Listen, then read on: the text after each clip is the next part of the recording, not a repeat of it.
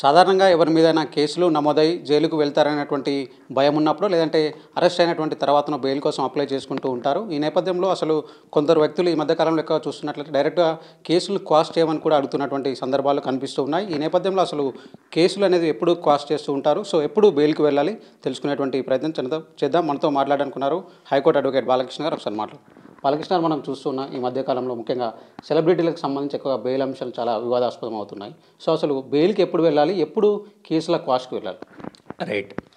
మనకి క్రిమినల్ నేరాల నిమిత్తం basing on the nature of offence వాటిని బెయిలబుల్, నాన్ బెయిలబుల్ అఫెన్సెస్గా క్లాసిఫై చేశారు.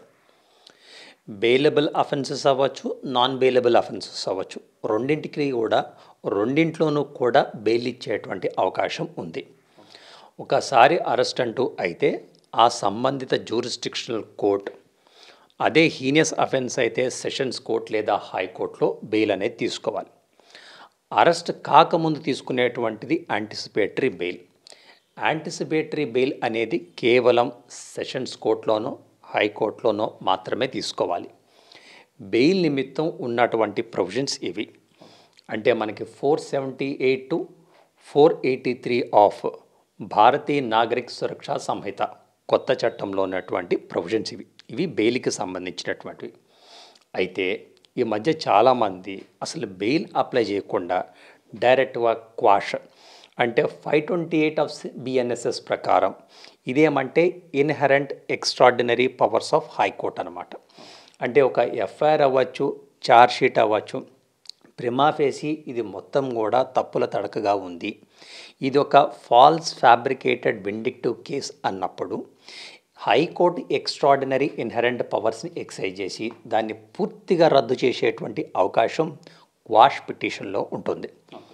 అయితే కొత్తగా జరుగుతున్నటువంటి ఫినామినన్ ఏమంటే మనకి బెయిల్ అప్లై చేయకుండా క్వాష్ పిటిషన్ ఫైల్ చేయటం, క్వాష్ పిటిషన్లోనే ఇంటరిమ్ బెయిల్ అని చెప్పేసి మనం వింటున్నటువంటిది, మనం ఇప్పుడు మాట్లాడుకుంటుంది జనరల్గా రెగ్యులర్గా జరుగుతున్నటువంటి అంశం కాదు.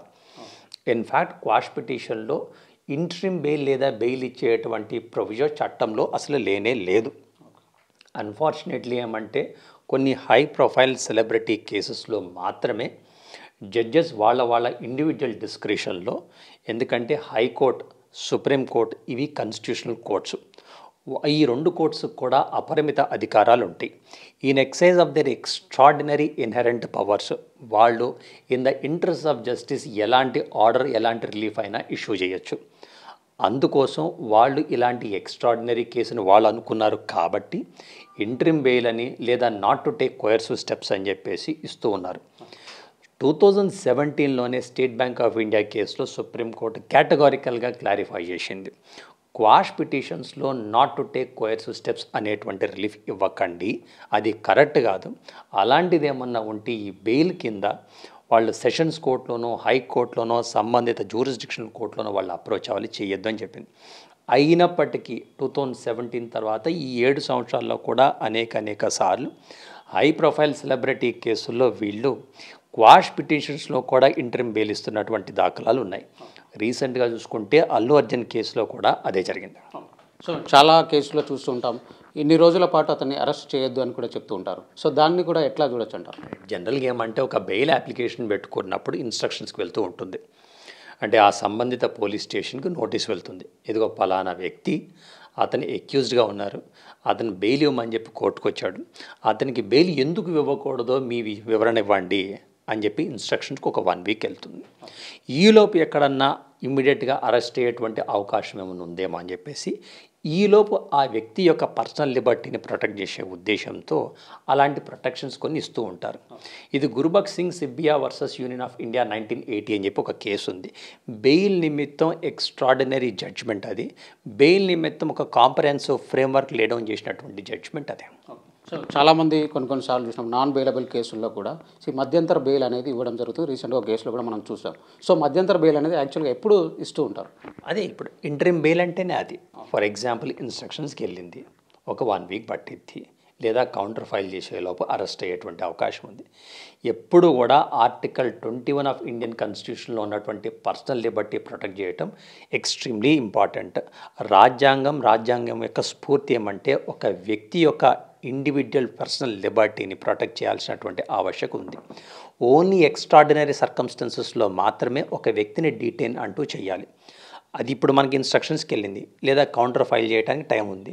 ఈలోపు ఈ వ్యక్తి అరెస్ట్ అయ్యి అతని పర్సనల్ లిబర్టీ వైలేట్ అయ్యేటువంటి అవకాశం ఉంది. కాబట్టి దాన్ని ప్రొటెక్ట్ చేయాలి అనే ఉద్దేశంతో హైకోర్టు, సుప్రీంకోర్టు వాళ్ళ ఎక్స్ట్రాడినరీ పవర్స్ని ఎక్సైజ్ చేసి ఈ ఇంటరిమ్ బెయిల్ అనేటువంటి కాన్సెప్ట్ని తీసుకొచ్చారు. అంతేగాని చట్టంలో ఎక్కడ కూడా ఎక్స్ప్లిసిట్గా ఈ ప్రొవిజన్ ప్రకారం ఇంటరిమ్ బెయిల్ అనేది లేదు. సో కొన్నిసార్లు బెయిల్ ఇస్తూ ఉంటారు. సో బెయిల్ దక్కిన తర్వాత విక్టిమ్స్ కానివ్వండి, లేదంటే అక్యూజ్ ఎవరైనా సరే, సో వాళ్ళంతా కూడా కొన్ని ప్రెస్ కాన్ఫరెన్స్ పెట్టడం కానివ్వండి, కొన్ని వాళ్ళ దగ్గర ఉన్న ఎవిడెన్స్లు బయట పెట్టడం కానీ జరుగుతూ ఉంటుంది. సో ఆయా సందర్భాల్లో బెయిల్ క్యాన్సిల్ అయ్యేటువంటి అవకాశం ఉంటుంది. ఎస్, బెయిల్ క్యాన్సిల్ అయ్యేటువంటి అవకాశం ఉంది. ఎప్పుడైతే బెయిల్ కండిషన్స్ని వైలేట్ చేస్తారో, లేదా ఎప్పుడైతే విక్టిమ్ని లేకపోతే కంప్లైంట్ని ప్రభావితం చేయడానికి వాళ్ళు ప్రయత్నిస్తారో అప్పుడు కూడా, లేదా బెయిల్ తీసుకోవటానికి ఏమన్నా ఫ్యాక్చువల్ మిస్రిప్రజెంటేషన్ జరుగుతుందో, ఈ అన్ని కండిషన్స్లో కూడా ఇచ్చినటువంటి బెయిల్ని మళ్ళీ ఇంకొక పిటిషన్ ద్వారా వాళ్ళు రద్దు చేయించేటువంటి అవకాశం కూడా ఉంది. సో ఇది ఓవరాల్గా చూసుకున్నట్లయితే ఒక బెయిల్ ఇవ్వడానికి కానివ్వండి, లేదంటే ఏదైనా కేసులను క్వాష్ చేయడానికి కానివ్వండి సరైనటువంటి నిబంధనలు ఉన్నాయి. అయితే సుప్రీంకోర్టు, హైకోర్టుకు ఉన్నటువంటి ఏదైతే పవర్స్ ఉంటాయో ఆ పవర్స్ను ఉపయోగించి కొన్ని కేసుల్లో వాళ్ళు మధ్యంతర బెయిల్ ఇవ్వడం కానివ్వండి, లేదంటే క్వాష్ పిటిషన్ క్వాష్ చేయడం కానివ్వండి. సో ఇలాంటి సందర్భాలు చాలా చూస్తూనే ఉన్నామని కూడా బాలకృష్ణ గారు అయితే చెప్తున్నారు. ఓవరాల్గా చూసుకున్నట్లయితే వీటికి సంబంధించినటువంటి పర్టికులర్ సెక్షన్స్ కానివ్వండి, వాటికి సంబంధించిన పర్టికులర్ నియమాలు ఉన్నాయి. వాటికి అనుగుణంగానే బెయిల్ ఇవ్వడం కానివ్వండి జరుగుతుందనేటువంటి విషయాన్ని ఆయన అయితే చాలా స్పష్టంగా చెప్తున్నారు. ప్రజెంట్స్ తేజాతో శ్రవణ్, ఏబీఎన్ ఆంధ్రజ్యోతి, హైదరాబాద్.